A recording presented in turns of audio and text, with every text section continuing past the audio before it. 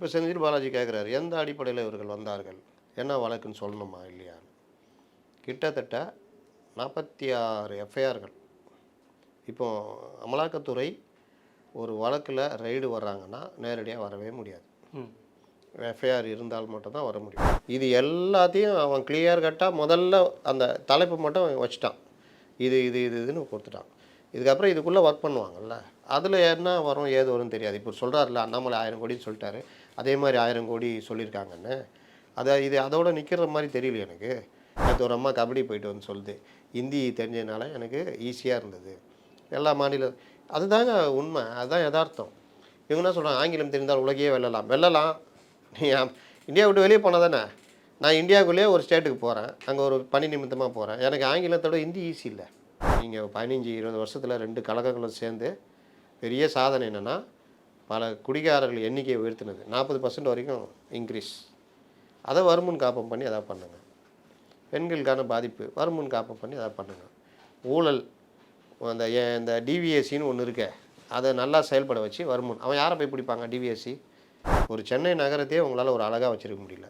இங்கேருந்து ஒருத்தர் ஒடிசா போயிட்டு வந்துட்டு சொல்கிறாரு, ஒடிசா தலைநகரத்துக்கு அப்படி அவர் வீடியோவே காமிக்கிறார் பாருங்க. அப்படி இருக்குங்க. பிளாட்ஃபார்ம் கடைகள் நடுவில் ஒரு பிளாட்ஃபார்ம் நடக்கிறதுக்கு கேப்பு, அதுக்கப்புறம் ரோடு. இங்கே நீங்கள் ரோட்டில் நடந்து போக முடியுமா? நான் கேட்குறேன், நீங்கள் சொல்லுங்கள். பைக்காரன் முறைகிறாங்க.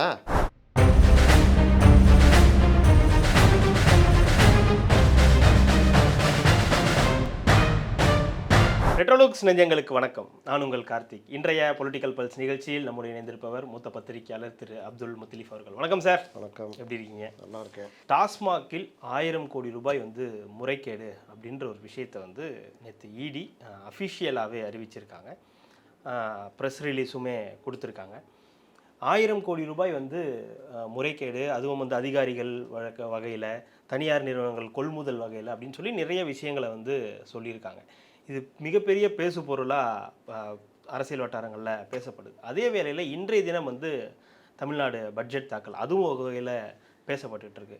அதே வேளையில் இப்போ நம்ம பேசிகிட்டு இருக்க இதே வேளையில் செந்தில் பாலாஜி அவர்கள் ஒரு ப்ரெஸ் மீட் கொடுக்குறாரு. எந்த அடிப்படையில் அது சொல்லப்பட்டது அப்படின்றது அவருடைய கேள்வியாக இருக்குது. இதெல்லாம் எப்படி அவங்க சொல்ல முடியும்? இது அண்ணாமலை அவர்கள், அவங்க சொல்கிறதுக்கு முன்னாடி அண்ணாமலை அவர்கள் 1000 கோடி ரூபாய் அப்படின்ற அந்த நம்பரை சொல்லிட்டாரு. அதுக்கப்புறம் தான் இடி இதை சொல்லுது அப்படின்னாங்க. இதில் இன்னொரு பக்கம் இது அரசியல் காழ்ப்புணர்ச்சியால் நடத்தப்படுகிற இடி ரைடு, அதனால் இந்த மாதிரியான ரைடு, இந்த ஒரு நம்பரை சொல்லியிருக்காங்க அப்படின்னு நாங்கள் இதை சட்ட ரீதியாக சந்திப்போம் அப்படின்னு செந்தில் பாலாஜி சொல்லியிருக்காரு. இந்த 1000 கோடி ரூபாய் முறைகேடு ஒரு பக்கம் இடியோட இந்த இது எப்படி பார்க்கலாம்? இது எப்படி அரசியல் ரீதியாக என்ன மாற்றத்தை தமிழ்நாட்டில் ஏற்படுத்தும்? டாஸ்மார்க் விஷயம் இந்த ஆட்சி வந்ததுலேருந்து பெரிய பிரச்சனையாக ஓடிக்கிட்டு இருக்குது. இந்த பாட்டிலுக்கு 10 ரூபா வாங்குறதுன்றது பலரும் சொல்லிகிட்டு இருந்தது. அப்புறம் 20 ரூபா இதுன்னு, அப்புறம் அந்த இதெல்லாம் கொண்டு வந்தாங்க, அந்த குறியீடுலாம். ஆனால் இது எல்லாமே வந்த பிறகும் பணம் வாங்குறதுன்றது நடக்குதுன்னு எல்லா குடிமகனுக்கும் தெரியும். அப்போது இந்த விவகாரம் அப்பப்போ புகார் மற்ற விஷயங்கள். இப்போ செந்தில் பாலாஜி கேட்குறாரு, எந்த அடிப்படையில் இவர்கள் வந்தார்கள், என்ன வழக்குன்னு சொல்லணுமா இல்லையான்னு. கிட்டத்தட்ட 46 எஃப்ஐஆர்கள். இப்போ அமலாக்கத்துறை ஒரு வழக்கில் ரைடு வர்றாங்கன்னா நேரடியாக வரவே முடியாது. எஃப்ஐஆர் இருந்தால் மட்டும்தான் வர முடியும். அதுக்கு ப்ரெடிகேட்டட் அஃபென்ஸ்னு மூல வழக்கு. அந்த வழக்கு லஞ்ச ஒழிப்புத்துறையால் போடப்பட்டிருக்கலாம், அல்லது காவல்துறையால் போடப்பட்டிருக்கலாம். ஏதோ ஒரு வகையில் அந்த வழக்கு இருக்கணும், ஒரு எஃப்ஐஆர் இருக்கணும். அதை பேஸ் பண்ணி அதில் பணம் சட்டவிரோதமாக ஜென்ரேட் ஆகுது, லஞ்சம் ஊழல் முறைகேடு இந்த மாதிரி ஏதாவது ஒன்று இருந்தால் அதை பேஸ் பண்ணி அமலாக்கத்துறை ரைடு வரும். இப்போ இவர் கேட்குறதுக்கு பதில் அவங்களே போட்டிருக்காங்க. இன்னொன்று 46 வழக்குகள்ன்றது 2016க்கு பிறகு இவங்களுடைய ஆட்சியிலே ஒரு 16 வழக்குகள். அப்போ இவர் என்ன சொல்கிறார், அடிதடி வழக்கு, அந்த வழக்கு, இந்த வழக்குலாம் வச்சு அப்படிலாம் கிடையாது. முறைகேடுகள், இது சம்மந்தமாக புகார்கள் இவர்களே கொடுத்துருக்காங்க, அறப்போர் இயக்கம் கொடுத்துருக்காங்க, இன்னும் பலரும் கொடுத்துருக்காங்க லஞ்ச ஒழிப்புத்துறையில். நம்மளுடைய இது என்னென்னா, இப்போ ஏடிஎம் கவர்மெண்ட் நடக்குதுன்னா அவங்க பீரியடில் கொடுத்த லஞ்ச வழக்குகளை எடுக்கவே மாட்டாங்க. இவங்களுக்கு அனுபவம் இல்லையா? ஆர்எஸ் பாரதி எத்தனை வழக்கு கோர்ட்டு போயிருக்காரு. நீங்கள் பொதுவாக ஒரு கவர்மெண்ட்டு சர்வெண்ட்டு இல்லை கவர்மெண்ட் இதில் தப்பு நடக்குதுன்னா நீங்கள் லஞ்ச ஒழிப்புத்துறையில் தான் புகார் கொடுக்கணும். அதையும் எப்படி கொண்டு வந்துட்டாங்க, அந்த புகார் உரியதானா ஏற்புடையதானா விசாரிக்கிறதுக்கு தனியாக ஒரு லஞ்ச ஒழிப்புத்துறை ஆணையர் ஒருத்தர், அந்த மாதிரிலாம் கொண்டு போன கவர்மெண்ட்டில் அவங்க இந்த கவர்மெண்ட்டையும் பயன்படுத்திக்கிறாங்க. அப்போ அதில் அவர் விசாரிச்சுட்டு இது இல்லை, இது விசாரணைக்கே உகந்ததல்ல அப்படின்னு ரிஜெக்ட் பண்ணுவாங்க. அதற்கு பிறகு குறிப்பிட்ட கால அவகாசம் கொடுத்து கோர்ட்டுக்கு போவாங்க. இந்த மாதிரி இதுன்னு கோர்ட்டு கூப்பிட்டு கேட்கும், இல்லைங்க நாங்கள் வந்து விசாரித்தோம், விசாரணை உகந்ததில்லை, அதெல்லாம் இல்லை, இது வந்து பார்க்கும் பொழுது விசாரணைக்கு இருக்குது. இந்த 13B லஞ்ச ஒழிப்புத்துறை அந்த பிரிவின் கீழே அந்த இது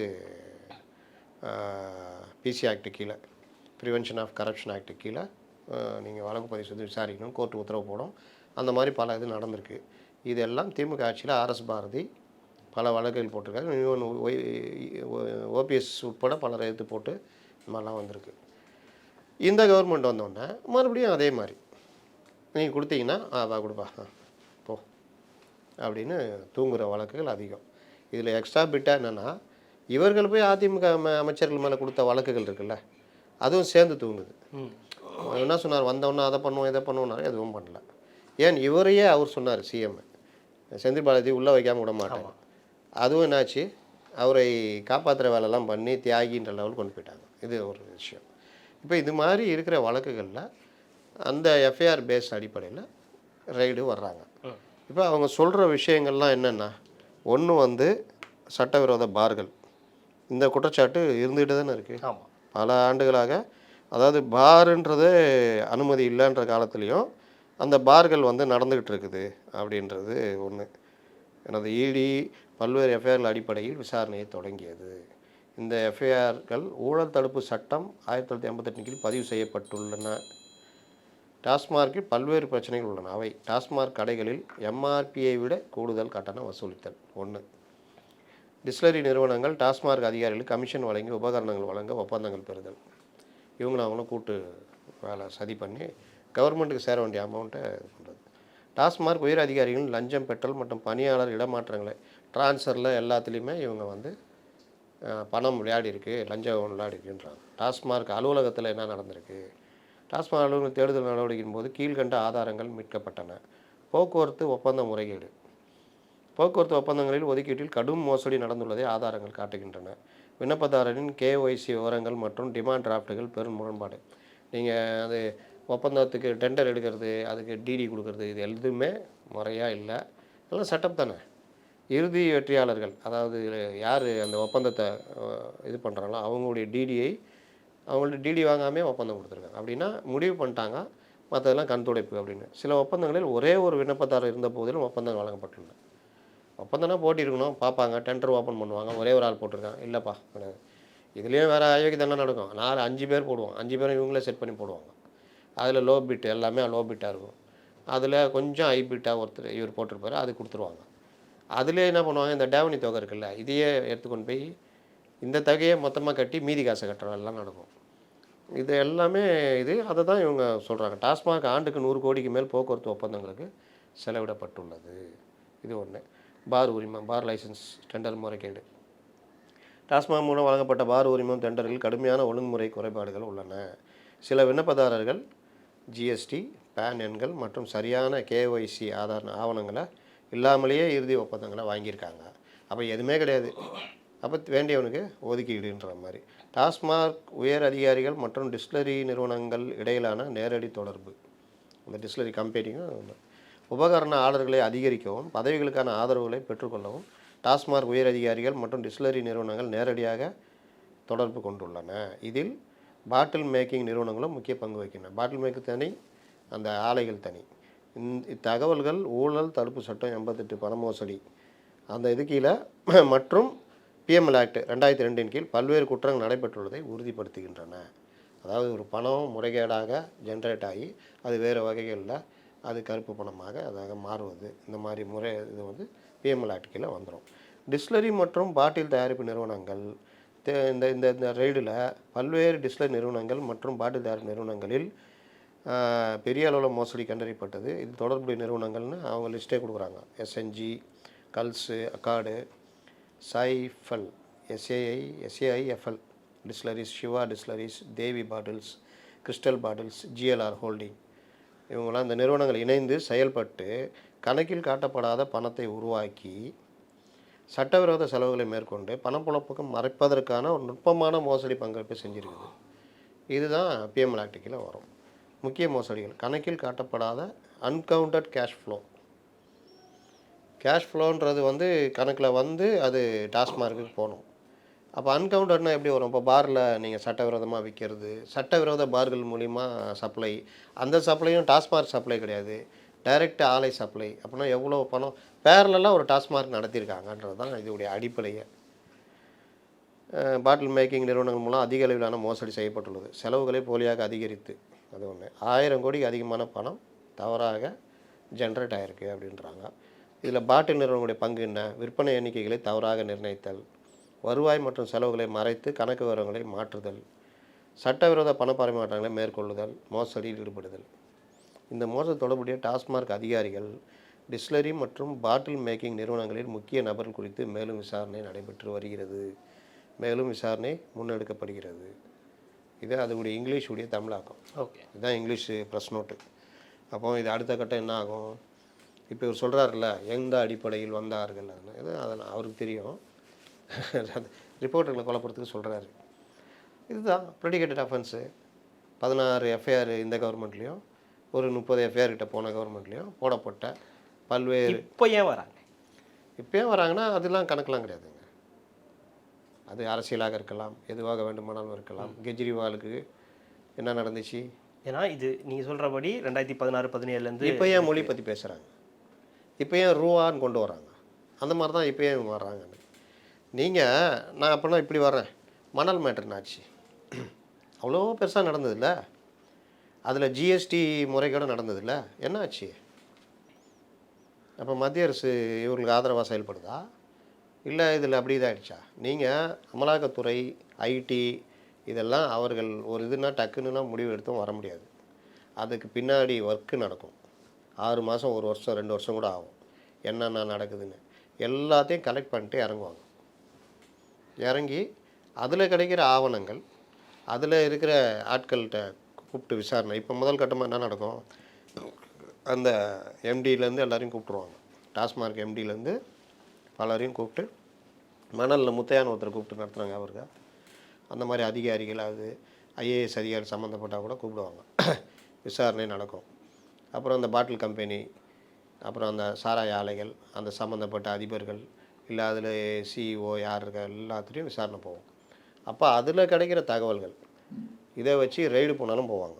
இல்லையா அதை ஒட்டி அரசியல்வாதிகள், அமைச்சர், இது சம்மந்தப்பட்ட அமைச்சர், இல்லை வேறு யாராவது, இப்போ இதுனா அக்காடுனா ஜெகத் ரட்சகன், எஸ்என்ஜேனா அது ஒருத்தர், இப்போ அந்த மாதிரி இதெல்லாம் அவங்களுக்கு சம்மன் போவோம். இந்த மாதிரிலாம் அந்த விசாரணை நீளும். அதனால் இது சட்டவிரோத பிஎம்எல் ஆக்ட் கீழே வந்துடுச்சு. இல்லை, இது வந்து ஒரு அரசியல் ரீதியாக தான் நடத்தப்பட்டிருக்கு. இடி அப்படின்னாலே, இடி வருமான வரித்துறை இதெல்லாம் அப்படின்னாலே மத்திய அரசோட கைப்பாவை தான், அவங்க மூலியமாக தான் அரசியல் செய்யப்படுது. சமீப காலமாக நடக்கக்கூடிய விஷயம், திமுக வந்து பாஜகவுக்கு எதிராக செய்யக்கூடிய விஷயங்கள், அதாவது இந்த மும்மொழி கொள்கை, தேசிய கல்விக் கொள்கை, இப்போ நேற்றைய தினம் வந்து இந்த ரூபாய்க்கு எங்கேயாவது திமுக மத்திய அரசுக்கு எதிராக செய்யறதுல எங்கேயாவது மக்கள் நலன் இருக்குதா சொல்லுங்க?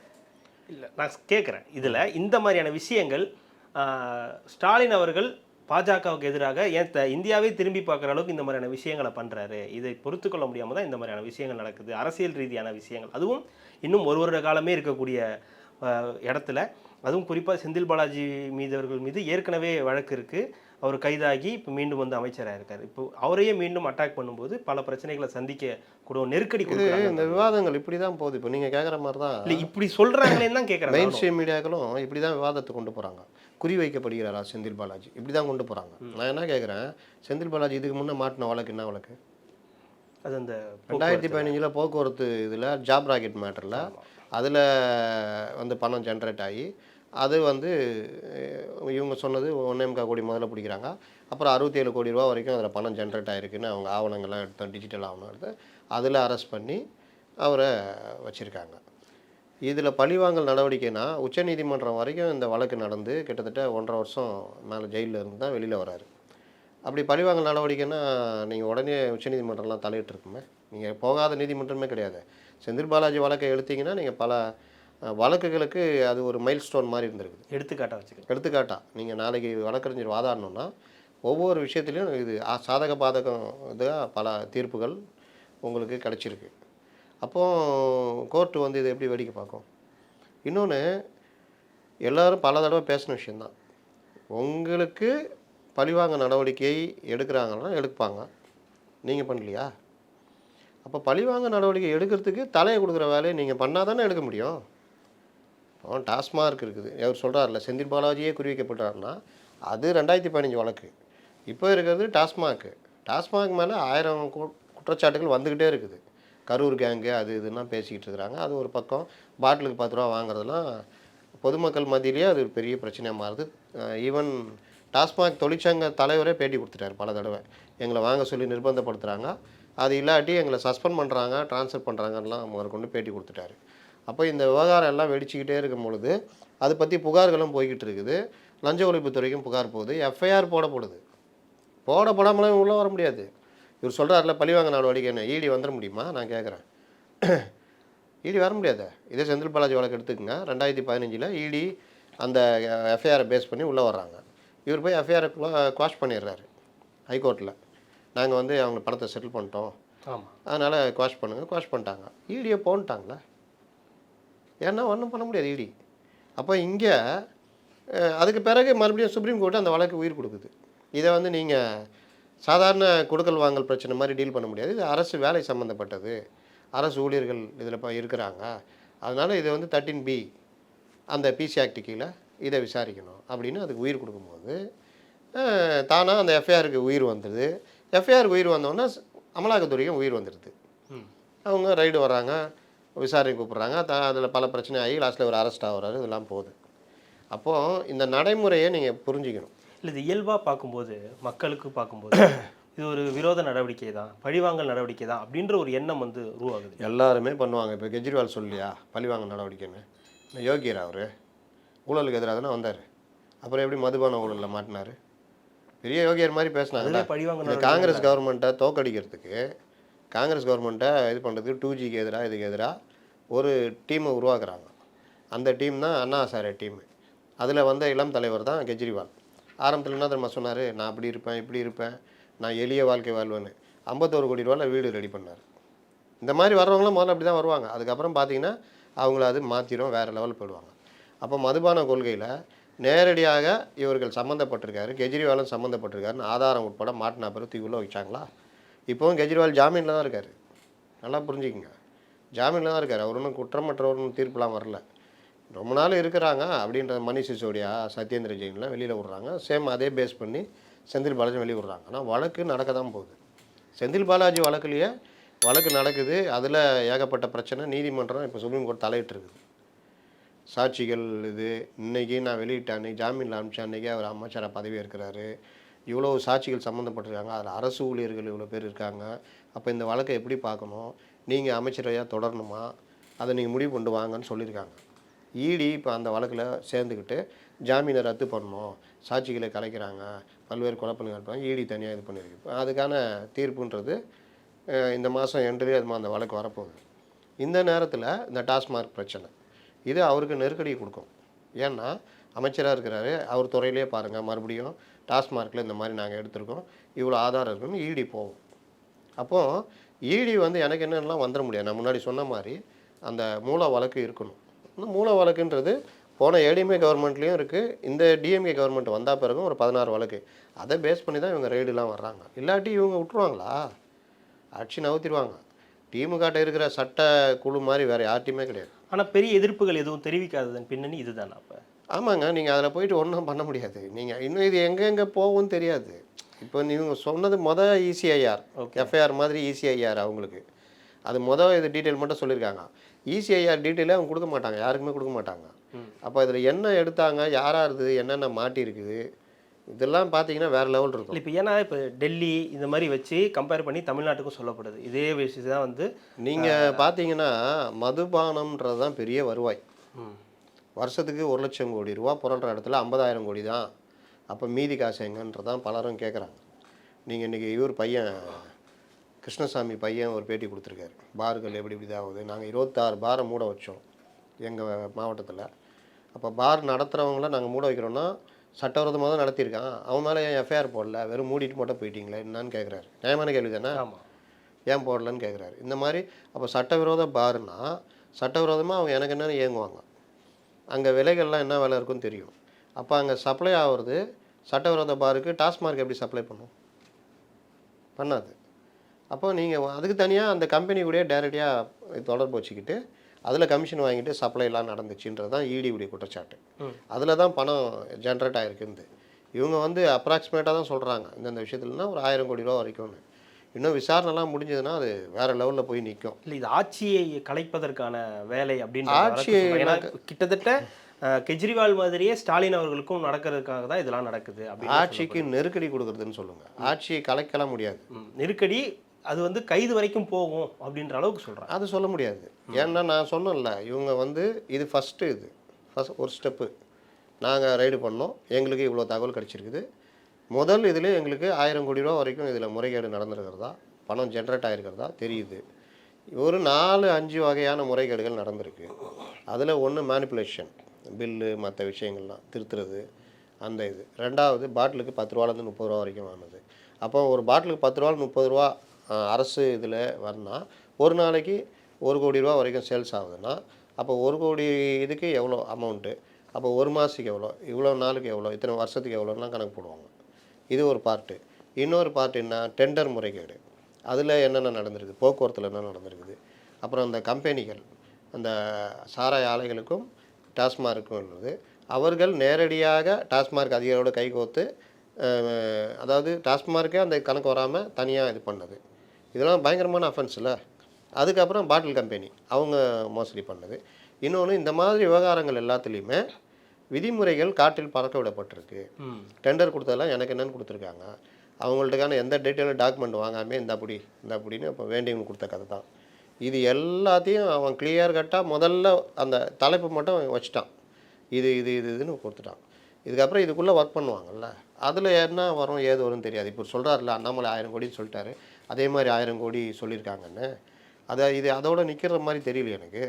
இது விசாரணை வளையம் நீள டாஸ்மார்க் அதிகாரிகளோட சம்மன் அனுப்பிச்சு கூப்பிடுவாங்க, உயர் அதிகாரிகளை கூப்பிடுவாங்க, மற்றவர்களை கூப்பிடுவாங்க, பாட்டில் கம்பெனி இது கூப்பிடுவாங்க, அந்த அந்த கம்பெனிகள் ரைடுலாம் போனாங்கல்ல அந்த இது கூப்பிடுவாங்க. எல்லா இதுலேயும் போகும்பொழுது அடுத்தடுத்து இது ஒரு பெரிய நெருக்கடியாக போய் முடியும். ரெண்டாவது, இந்த மாதிரி ஜென்ரேட் ஆன பணம் எங்கே அப்படின்றது ஒரு கேள்வி வரும்ல. இவங்க இதில் இப்படின்னா இவ்வளோ கால்குலேஷன் பண்ணியிருப்பாங்க, இந்த பணம் எங்கே போச்சு அப்படின்னும் விசாரணை நீளும். அப்படி நின்றது தான் கெஜ்ரிவாலுக்கெல்லாம் 140 கோடி ரூபா தவறான மதுபான கொள்கை அமல்படுத்தி ப்ரைவேட்டு மதுபானங்கள்லேருந்து சப்ளை வாங்குகிறாங்க. இதே மாதிரி தான் அந்த சப்ளை மூலிமா அரசுக்கு வர வேண்டிய வருவாய் இழப்பு ஏற்பட்டுச்சு. இதில் ஒரு 140 கோடி ரூபா வரைக்கும் ஆதாயம் அடைஞ்சாங்க. அந்த ஆதாயம் எங்கே போச்சு? கோவா எலெக்ஷனுக்கு ஒரு 40 கோடி ரூபா 50 கோடி ரூபா செலவு பண்ணாங்க. இந்த கூட்டங்கள் இந்த மாதிரி விஷயங்களில் இது கெஜ்ரிவாலுக்கு தெரிஞ்சே நடந்தது. அவரது இல்லத்துலேயே இந்த கூட்டம் நடந்தது. இன்னொன்று, அவங்க அந்த கேசிஆர் பொண்ணு வந்து இதில் நேரடியாக சம்மந்தப்பட்டிருக்காங்க. அங்கே இருக்கிற ஆலய அதிபர் இதானா, சில ஆலய அதிபர் அப்ரூவராக மாறினாங்க அந்த கேஸில், தெரியும்ல. அப்போ இங்கே அந்த மாதிரி யாராவது மாறினா, அதனால் இந்த வழக்கு நீங்கள் கிட்டத்தட்ட அப்படி தான் போகும். ஆனால் இன்னொரு விஷயம் பார்த்தீங்கன்னா, மணல் மற்ற விஷயம் பார்த்தீங்கன்னா ஆயின்னு பெருசாக படம் காட்டிட்டு கப்புக்குன்னு உக்காந்துட்டாங்க. டிஎம்கே ஃபைல்ஸ் 1 ஆயின்னு படம் காட்டு அப்படியே உக்காண்டாங்க. ஃபைல்ஸ் 2 ஆயின்னு படம் காட்டி போட்டியில் போட்டு கொண்டு போய் ராஜ்பவனில் கொடுத்துட்டு வந்துட்டாங்க. அவ்வளோதான். அப்போது இதில் வந்து இப்படியும் இருக்குது. இப்போ இந்த மாதிரி விஷயங்களுக்கு தான் இவங்க அந்த படம் காட்டுறது, இப்போ இவங்க அந்த மொழியை தூக்கிட்டு வர்றது, ரூபாய்க்கு 6 போடுறது, 6 அந்த இதை குறியீடை வந்து கிடையாது, தேவநகரி எழுத்துறது, தேவநகரியும் ரோமனும் கலந்தது தான் அது அங்கீகரிக்கப்பட்ட ஒன்று. அது போட்டி, அந்த போட்டியிலே அதை கொண்டு வராங்க. சென்ட்ரல் கவர்மெண்ட் ஒன்றும் கொண்டு வந்து வைக்கல. அப்போ அது ஒரு குறியீடு தான், அது எந்த திணிப்பும் கிடையாது. அதுவே தேவநகரி ஏற்றுக்க மாட்டேன்னா இவ்வளோ நாளாக என்ன பண்ணீங்க? 2010 கலைஞர் இருந்த அந்த கவர்மெண்ட்டில் தான் இந்த இதை கொண்டு வராங்க, யூபிஏ கவர்மெண்ட்டில் தான் கொண்டு வராங்க. கலைஞர் கூப்பிட்டு பாராட்டுற எல்லாம் பண்ணுறாங்க. இத்தனை வருஷம் உங்களுக்கு அப்போ கலைஞர்களாம் அறிவில்லை, யாருக்கும் அறிவில்லை, இன்றைக்கி நேற்று நீங்கள் கண்டுபிடிச்சிங்களா? இது என்னென்னா இன்றைக்கி ஒரு சப்ஜெக்ட்டு விவாதிக்கிறதுக்கு. நேற்று பார்த்தீங்கன்னா எல்லா மெயின் ஸ்ட்ரீம் மீடியாவிலையும் இந்த சப்ஜெக்டை வச்சுக்கிட்டு வேறு தலைப்புகளை விவாதித்தாங்க, பார்த்தீங்களா? அப்போ இவங்களுக்கு எங்கேயோ இருந்த அசைன்மெண்ட்டு இன்றைக்கி இதுதான். அப்போ மற்ற விஷயம் பின்னாடி போயிடணும்.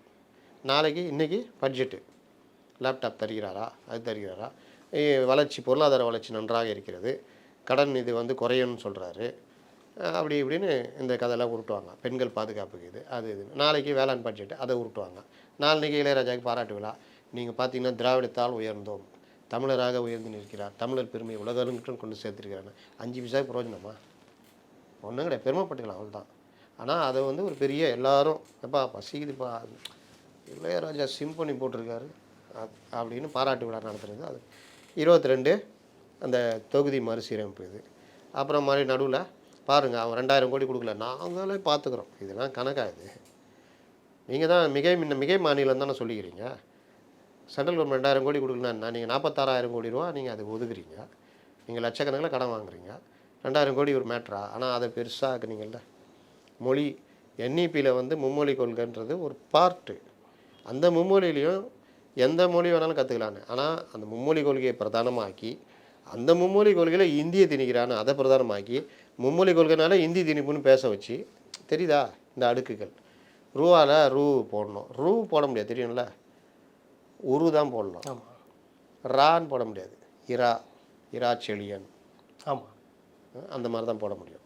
அப்போ ரூ மட்டும் தனியாக போடுவீங்களா? அப்போ உரு அப்படி. இன்னொன்று ரூபாய் ருப்பியாலேருந்து வந்தது, அது சமஸ்கிருத சொல்லுன்றாங்க. உங்கள் இதில் எவ்வளோ முரண்பாடுகள். ஸ்டாலின் இஸ்ஸு வடமாறி சொல்லு தானே, தமிழ்ன்றீங்களா? அப்போ இஸ்ஸு என்ன பண்ண போகிறீங்க? இந்த மாதிரி நீங்கள் தேசிய கீதம் பெங்காலி மொழியில் தானே இருக்குது, தமிழ் மொழியில் இருக்குது, பாட மாட்டேன்னு சொல்லுவீங்களா? இது ஒரு குறியீடுங்க, அரசால் ஏற்றுக்கொள்ளப்பட்டு ரூபா நோட்டில் அச்சடிக்கப்பட்டது. ரூபா நோட்டு என்ன பண்ண போகிறீங்க? ராமதாஸ் அவர்கள் கேட்ட மாதிரி தான் கேட்கணும். நான் கேட்டார் காயினுக்கு இப்போ இந்த காயின்லாம் அந்த ராமதாஸ் கேட்டிருக்காரு. அந்த கலைஞர் நாணயத்துக்கு என்ன பண்ண போகிறீங்க? அங்கே இருந்துச்சுல்ல. என்னன்னா இவங்க என்னைக்கு இதை தூக்கிட்டு ஐயோயோ நாங்கள் கண்டுபிடிச்சிட்டோம் தூக்கிட்டு வராங்களோ அன்றைக்கி நம்ம எல்லாம் சேர்ந்துக்கிட்டு ஆமாம் அதை பாரு ஐயோ ஒத்துக்க முடியாது, எதுனா இது யார் இது தேவநகரி, இதெல்லாம் ஏற்றுக்க முடியாது, நம்ம இது ரூ தான் போடும். ரூ ஒன்று ஜோக்கு பார்த்தீங்களா, ரூவும் நம்ம போடுறோம். இப்போ இவங்க சொல்கிறாங்க, நிர்மலா சீதாராமன் அவர்களே நீங்களே ரூ போட்டிருக்கீங்க, போட தான் செய்வாங்க. நீ அதை விவாத பொருளாக மாற்றும் போது தான் அந்த குறியீடே கிடையாது, நாங்கள் ரூ தான் போடுன்றப்போ என்னையா பண்ணுற, இது வந்து அரசால் ஏற்றுக்கொள்ளப்பட்ட ஒரு தேசிய குறியீடு, இது ரூபாய்க்கு பதிலாக.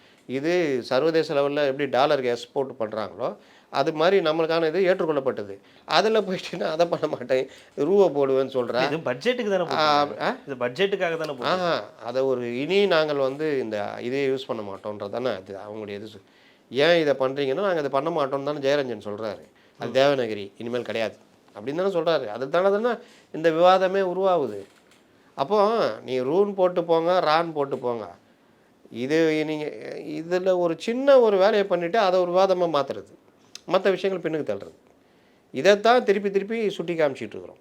இப்போ மும்மொழி கொள்கைனா அது என்இபினா தேசிய கல்விக் கொள்கைனா அதில் பல விஷயங்கள் இருக்குது. இன்ஃப்ராஸ்ட்ரக்சர்லேருந்து ஸ்கூல் இன்ஃப்ராஸ்ட்ரக்சர்லேருந்து பலது இருக்குது. ஆனால் மும்மொழி ஏற்கனவே நாங்கள் இருமொழி கொள்கையில் தான் நிற்கிறோம். எப்போ நின்னீங்க இருமொழி கொள்கையில்? இந்தி தான் பிரதான மொழி, 3வது மொழி அப்படின்னு வந்தப்போ நீங்கள் இருமொழி கொள்கை நின்னீங்க, கரெக்டு. ஆனால் 86க்கு அப்புறம் வந்த இந்த இந்த தேசிய கல்விக் கொள்கையில் 3வது மொழி, மும்மொழியில் 3வது மொழி any optional language, Tamil Telugu Kannada Urdu எது வேணால் நீ வந்து ஃப்ரெஞ்சு படிச்சுக்கோ, ஸ்பானிஷ் படிச்சுக்கோ, எது வேணாலும் படிச்சுக்கோ தான் அதில் இருக்குது. ஆனால் இவங்க இந்தியை மட்டும் தூக்கின்னு வந்துட்டு பாருங்கள் இதுன்னு. 2வது இதுக்கு செலவாகும், அதாகணும். உனக்கு தான் 60% தரானே. பிஎம்சி ஸ்கூல் வந்து நீங்கள் யாருக்குமே இப்போ உங்களுக்கு கூட தெரியும், உங்கள் குழந்தை இருக்குதுன்னு வச்சுக்கோங்க, நீங்கள் கேந்திர வித்யாலயா சேர்க்கறதுக்கு ட்ரை பண்ணுவீங்க, சிபிஎஸ்சி படிக்க விரும்புவீங்க. இப்போ எல்லாருமே அந்த சிபிஎஸ்சியில் கேந்திர வித்யாலயில் கிடைச்சா நல்லாயிருக்குன்னு பார்ப்பீங்க. ஏன்னா நீங்கள் ஒரு தனியார் சிபிஎஸ்சினா ஒரு வருஷத்துக்கு 1 லட்ச ரூபா செலவு பண்ணணும் உங்கள் குழந்தைக்கு. கேந்திர வித்யாலயம்னா ஒரு 7,000 ரூபா 8,000 முடிஞ்சிடும். இன்னும் நீங்கள் எக்ஸ் மிலிட்ரி இந்த மாதிரிலாம் இருந்தீங்கன்னா ஃப்ரீ. அதில் உங்களுக்கு தரமான கல்வி வேறு லெவல் இது. இப்போ நீங்கள் இதை விரும்புகிற இந்த கேவியை பிஎம்சின்னு மாற்றி கொண்டு வராங்க. அதில் கூடுதலாக பிஎம்சி பள்ளிகள் திறக்கிறது. இப்போ இங்கே தமிழ்நாட்டில் 54 கேவி ஸ்கூல் இருக்குது. இப்போ பிஎம்சி வரும்பொழுது கூடுதலாக ஒரு 50 ஸ்கூல் வருது வச்சுங்க. எல்லா இன்ஃப்ராஸ்ட்ரக்சரும் அதில் கொண்டு வராங்க. ஈவன் இந்த சிபிஎஸ்சி ஸ்கூல் உரிய எல்லா இன்ஃப்ராஸ்ட்ரக்சரும் வருது. யார் படிக்க போகிறா? பணக்கார வீட்டு பிள்ளைங்க உள்ளே நுழைய முடியாது. தகுதியும் அந்த இதுவும் இருக்கிறவங்க உள்ளே வர முடியும். அதேமாரி உள்ளே வருவாங்க வச்சிங்களேன். அப்போது இது நல்லதா கெட்டதா? அது டிஜிட்டலைஸ் ஆகுது, நவீன கல்வி முறை. இப்போது நீட்டில் என்ன பிரச்சனை? மாநில வழி பாடத்திட்டங்களை படிக்கிற மாணவர்களால் நீட் இதில் போட்டி போட முடியல. பணக்காரன் கோச்சிங் சென்டரில் சேர்த்து பண்ணுறான்.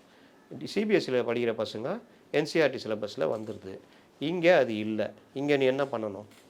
நீட்டை ஒழிப்பேன்னு கதை விட்டுனுக்கிறீங்க. இங்கே என்ன பண்ணணும்? ஒரு 9th இந்த என்சிஆர்டி சிலபஸ் இதெல்லாம் கொண்டு வரணும். மற்ற ப்ரைவேட் ஸ்கூல் மாதிரி அந்த தரத்தை மேம்படுத்தணும்.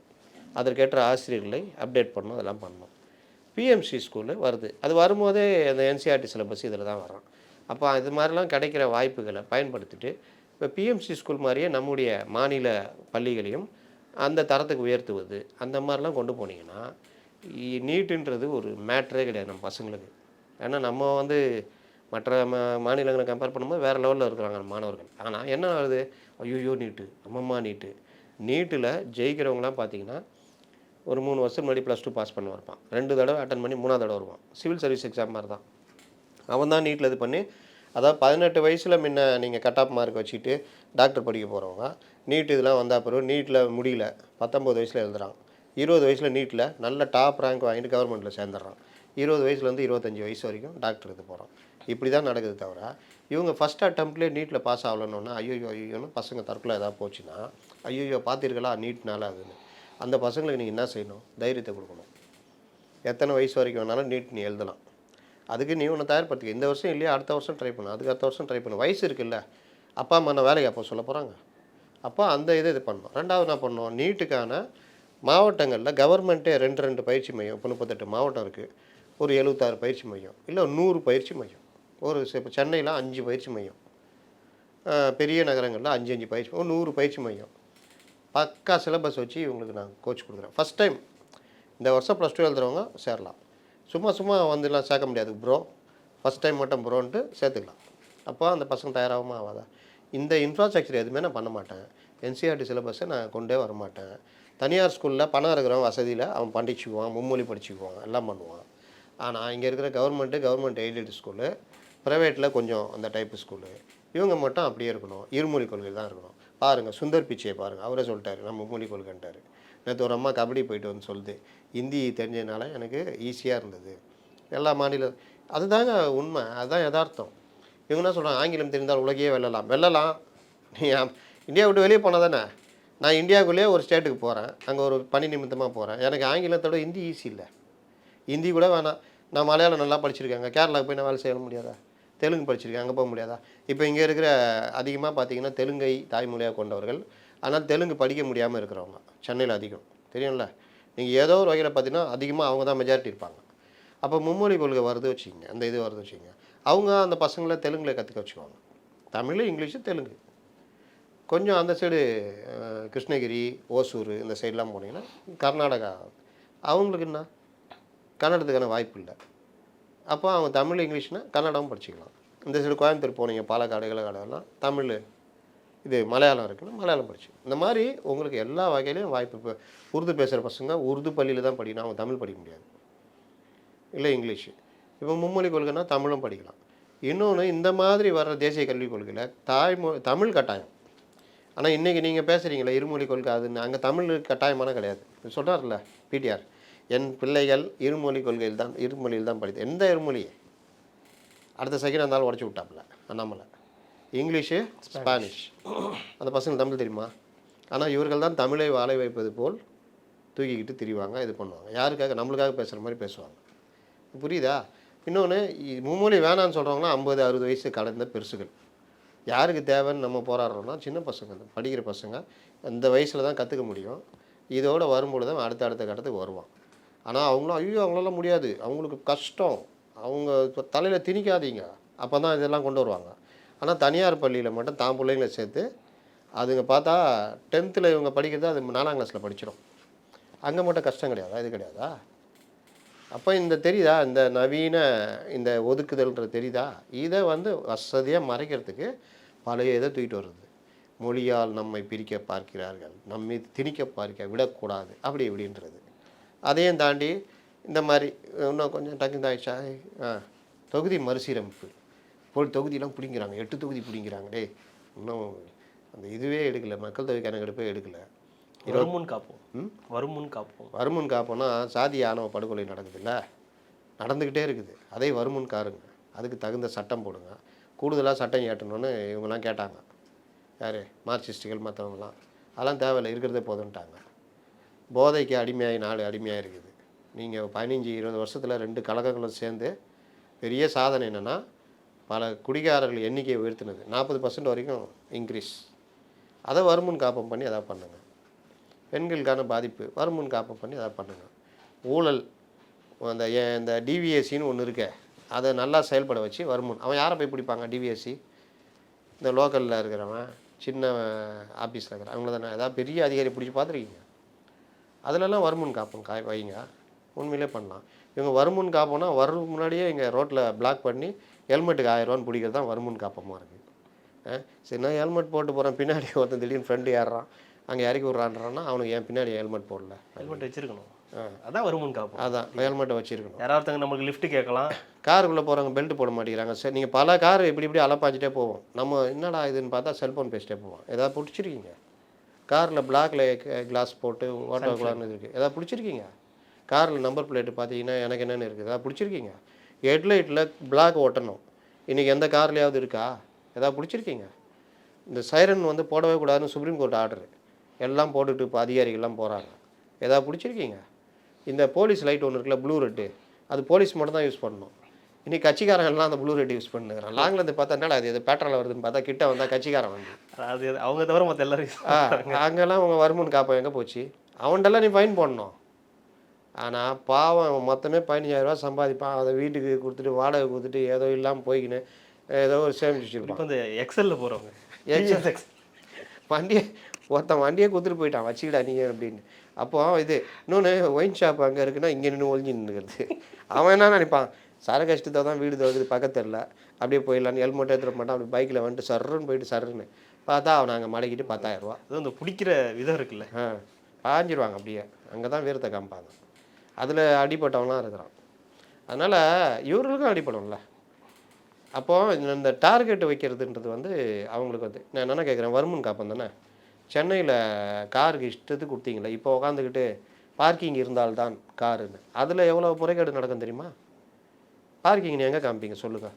நான் கார் வாங்குகிறேன், நான் சொல்கிறேன் மச்சான் உங்கள் அட்ரஸ் போடுறேன்டா, உங்கள் அப்பார்ட்மெண்ட் பார்க்கிங் காமிச்சிடலாம், ரைட்டு. சரி, நான் காரை ஓட்டிகிட்டு போகிறேன், எங்கே விடுவேன்? போகிற இடம்லாம் நான் பார்க்கிங் காமிப்பேனா? நீங்கள் பாருங்கள், அந்த டி நகர் இந்த ஏரியாலாம் பாருங்கள், அந்த தெருவுலலாம் காரை கொண்டு விட்டு போகும். நம்ம துண்டு தெரு, அதில் இவ்வளோ பெரிய காரை வாங்கின்னு ஓட்டின்னு ஓயன் நகரத்தை விட்டு வெளியே போய் எங்கேயா ஓயன். அதெல்லாம் கிடையாது. லோனை போடுறது வாங்குறது, அந்த எந்த திட்டமிடல் இருக்கா? ரோட்டில் திட்டமிடல் இருக்கா? மழை காலம் வருது, அதுக்கு முன்னாடி வருமுன்னு காத்தீங்களா? அதனால தான் தண்ணியே நிற்க மாட்டேங்குது. நிற்க மாட்டேங்குதா? எங்கே? என்ன பார்க்கலையா நீங்கள்? நான் இங்கே தான் இருக்கேன், அதான் கேட்குறேன் எங்கேன்னு. அதாவது இந்த நகரத்தை மழைநீர் தேங்க விடாமல் வருமுன் காப்போம். அதற்கு யார் இவர் இரே என்பவங்க அண்ணன், ஒரு பெரிய ஐஏஎஸ் குஜராத் சொன்னீங்களா? திருப்புகழ் அவர் தலைமையில் கமிட்டி போட்டு வெள்ளை அறிக்கை, கருப்பு அறிக்கை, சிவப்பு அறிக்கைன்னு வாங்கினாங்க. நாங்கள் அதை பண்ணுறோம். நம்ம மொதல் வருஷம் நம்பணும். வெள்ளம் வந்தோன்னே அவர் சொன்னார் சிஎம், இந்த வருஷம் விட்டுருங்க, வர வருஷம் பாருங்கள் தண்ணியே நிற்காதுன்னாரு. அப்போ அந்த வருஷம் தான் பயங்கரமாக நின்றுச்சு. பாதி நாள் பாதி பேர் வெளியே வர முடியாமல் போச்சு 2023. அப்போது அதுக்கு விரைவாக திருந்துதான்னு பார்த்தா இன்னை வரைக்கும் திருந்தலை. கேட்டால் மெட்ரோ ஒர்க்கு, அந்த ஒர்க்கு, இந்த நீங்கள் பாருங்கள், சென்னையில் யாராவது நிம்மதியாக வெளியில் போகிறதுக்கான வாய்ப்புகள் இருக்கா? இன்றைக்கும் நீங்கள் டேக் டைவர்ஷன் விவேக் காமெடி மாதிரி தான். இப்போ இதிலெல்லாம் உங்கள் வருமுன் காப்பம் பண்ணிங்கன்னா உண்மையிலே பாராட்டலாம். ஒரு சென்னை நகரத்தையே உங்களால் ஒரு அழகாக வச்சுருக்க முடியல. இங்கேருந்து ஒருத்தர் ஒடிசா போயிட்டு வந்துட்டு சொல்கிறாரு, ஒடிசா தலைநகரத்துக்கு அப்படி அவர் வீடியோவே காமிக்கிறார் பாருங்கள். அப்படி இருக்குங்க. பிளாட்ஃபார்ம் கடைகள், நடுவில் ஒரு பிளாட்ஃபார்ம் நடக்கிறதுக்கு கேப்பு, அதுக்கப்புறம் ரோடு. இங்கே நீங்கள் ரோட்டில் நடந்து போக முடியுமா? நான் கேட்குறேன், நீங்கள் சொல்லுங்கள். பைக்காரன் முறைக்கிறாங்க, என்ன நடந்து வந்து நிற்கிறேன், டே வேறு எங்கடா போகிறது, எங்கே நடக்க சொல்கிற அப்படின்னு. இன்னும் சில பேர் இடிச்சிக்கிய அப்படின்ட்டு தான் ரோடை கிராஸ் பண்ணுறோம். ஏன்னா ஜனங்க அப்படி ஆகிட்டாங்க. நீங்கள் ரோடு ஜனங்க நடைபாதை இருக்கா? நடைபாதை முழுவதும் கார்களையும் அதுலேயும் விட்டு வச்சு பெருநிறுவனங்கள், விளம்பர பதாகைகள் அவன் வளர்த்து வச்சுருக்கான். இவன் போய் நடவடிக்கை எடுக்கும்போது தான் தெரியுது இது பிளாட்ஃபார்மா, ஓ இவன் ஆக்கிரமிச்சிருந்தானா அப்படின்னு தெரியுது. உங்களை கீழே இறங்கி போக சொல்கிறான் ரோட்டில். சார் என்னங்க கடையில் ஃபுல்லாக கீழே இறங்கி போயா, இவர் தான் வந்துட்டார் புதுசாக கண்டுபிடிச்சிட்டு அப்படியே நாட்டை திருத்த வந்துட்டாருன்றான். பெரிய நிறுவனங்களுக்கு காருகளை, ஹோட்டல், அக்காடு இப்போ போய் எடுக்க சொல்லுங்கண்ணா.